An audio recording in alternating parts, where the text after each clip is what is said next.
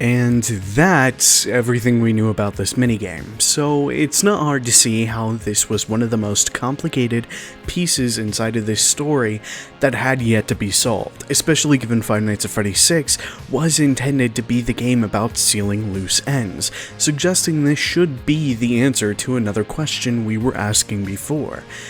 And of course, after weeks of spending time with this question, I came up with an answer.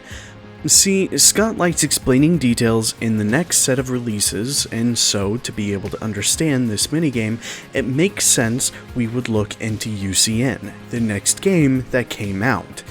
During the intermission sections, we watched a set of scenes called Toy Chica's High School Years, and one of these describes how Toy Chica would go to one of her victims' houses and break in to kidnap them. And the final intermission shows a location that looks the exact same from the ending of FFPS, with 6 victims shown on the screen, so it would make sense that Midnight Motorist, one of the minigames needed for the Lorekeeper ending, which gives us this ending, should be about one of the kids on the gravestones, right? After all, the gravestone in the back is Charlotte's, the main character of the security puppet minigame, and Susie, who we play as in the Fruity Maze minigame, leaving us with Jeremy, Fritz, Cassidy, and Gabriel. Which, it seemed like that was the end of it, until 2 other releases. In the scrap story called You're the Band, found in the Fazbear Frights Book 12, we see the character Timmy get his hands on a Freddy mask, which once he wears it, gives him the memories of Gabriel, almost like he was possessed by him, just by wearing the mask. We then watch as Timmy is lured by a shadowy figure off to Freddy's. Okay, but You're the Band is a scrap story, right? Why does it matter?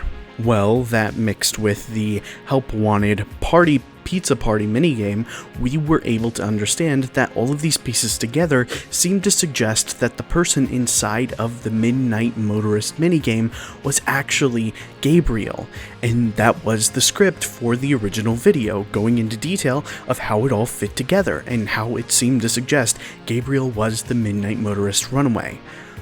Until the very day I was starting to edit that video, the Five Laps At Freddy's trailer got announced. And does that rainbow look familiar? It's the same one from Chica's rainbow, yeah, shut up. I mean how it's the same rainbow from the FFPS teaser, in a game about driving.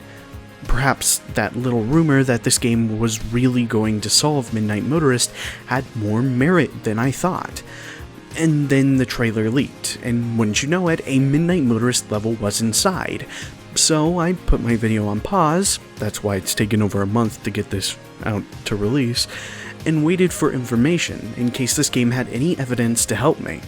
And when the website launched, I watched as hours of research got thrown out the window. In the game, there is a vehicle called the Midnight Motor, and as an ornament, it is the head of Spring Bonnie. To make matters worse, when the demo was released, some fans looked into the files and found the description for this vehicle, which described how it was the perfect vehicle to escape a murder scene in, and that confirmed it. Sure, I could say these don't matter and make excuses as to how these don't mean the Mustard Man is Afton, but I would be lying to you and myself if I didn't accept that this is heavy evidence for it being the case. And it's not like there wasn't evidence at all. The character shown in the FNAF 6 teasers seems to look a lot like Matthew Lillard, and it shows him in both purple and also orange, as well as giving him orange skin in some of the scenes, but I dismissed it because he's also shown to be wearing blue, and blue's not a color associated with Afton. Same with Fruity Maze, where he speaks with yellow text, the same color that the character inside of Midnight Motorist speaks. But in this minigame, he also speaks with blue text.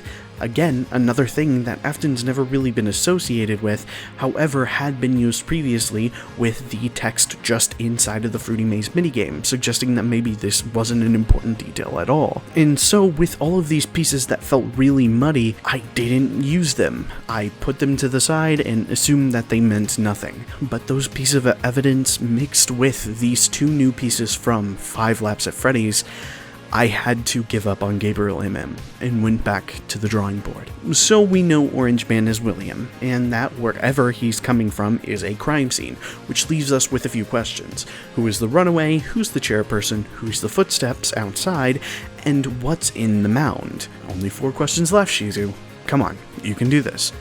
Well, let's go back and look at the patterns. We only have 3 minigames in FFPS, all of which are important to complete the Lore Keeper ending. What other connections can we make?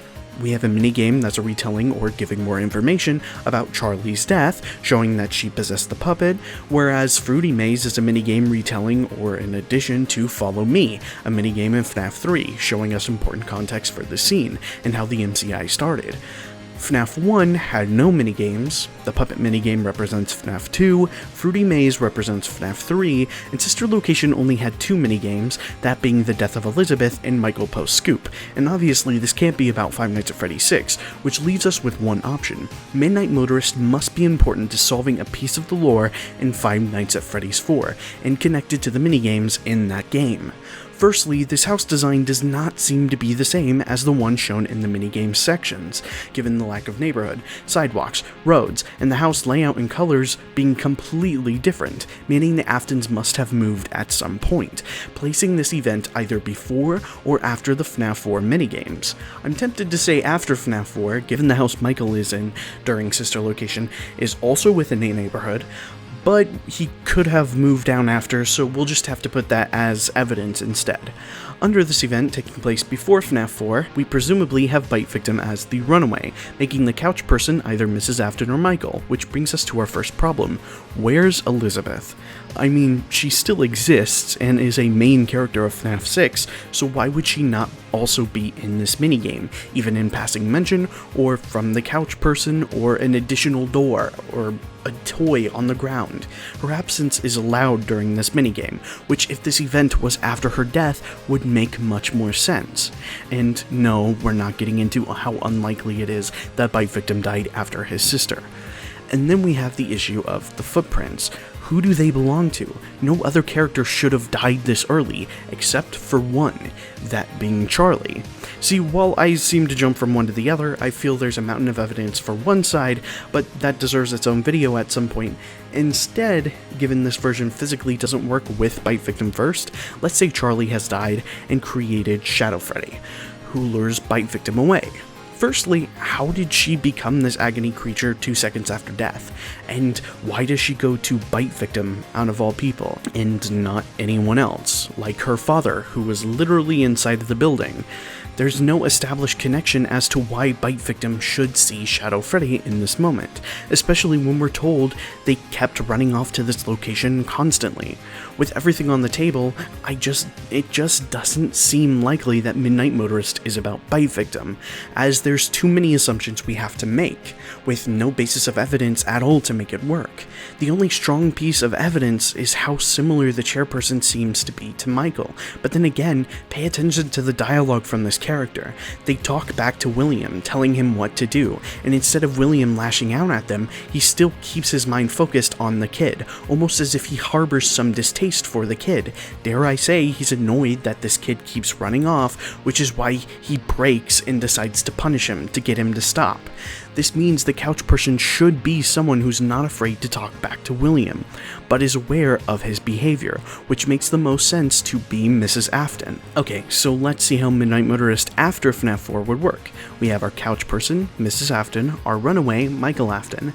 That leaves where he continues to run off to, the footsteps, and the incident that occurred earlier that night. We only have 3 events it could be, that being Charlie's death, the MCI, and DCI, which realistically any of these could work, assuming the pile is Bite Victim's grave or something, and Michael runs off there, and there you go, that's Midnight Motorist solved. What, you wanted something more?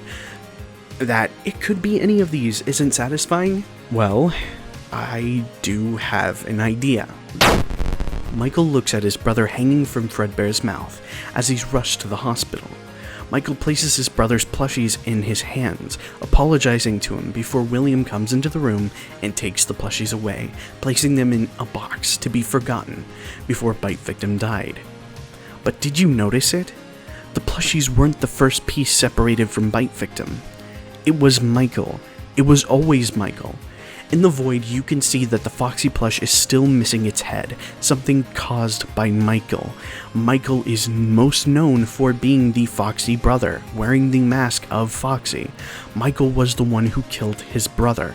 Just like how Elizabeth became one with Baby, the thing that killed her, a piece of Bite Victim was inside of Michael as well. So when William tries to bury the box full of the kids' plushies to stop Michael from keeping them around, Michael starts to see something outside of his window, a shadow, which leads him to the box, over and over and over again. So when William returns after killing the MCI, he checks the mound to find it's unaltered, just in case. But when he comes home, he notices Michael's run off to that place again. No matter where William hid the box, Michael kept finding it. So this time, he'd regret it when he got back. Which makes it fit nice and neat as the final piece of the Five Nights at Freddy's 4 minigames needed to explain some things. I know, but Shizu, this seems flimsy, which I agree, until you break it down. 1, it would make the events of the minigames go in order, as the FNAF 2 minigame leads into the FNAF 3 minigame, leads into the FNAF 4 minigame. It fits as the perfect ending after the FNAF 4 minigames, and leads right into the gameplay of FNAF 4, where we see the Midnight Motorist house, and have us play as Michael inside of the Nightmare Chambers, which I've amended inside of the timeline given it doesn't cause much problems, and we see this exact same thing happen in Sister Location, when after Michael is scooped, he's able to see the memories of his sister getting killed, which when you think about it, nobody really questioned. Why does Michael have Bite Victim's memories? If a piece of Bite Victim was inside of him, it would make so much more sense.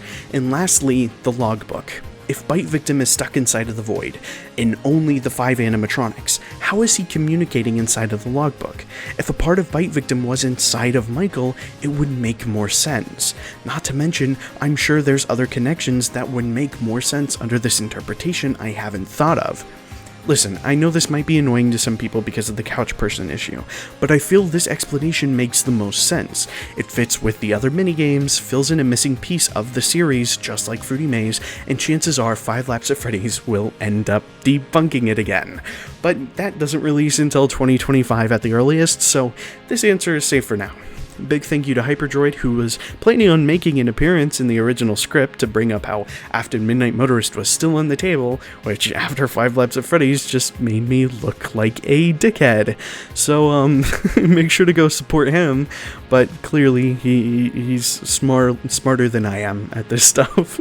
But I keep trying, and I'll see you guys again soon. Mata ne.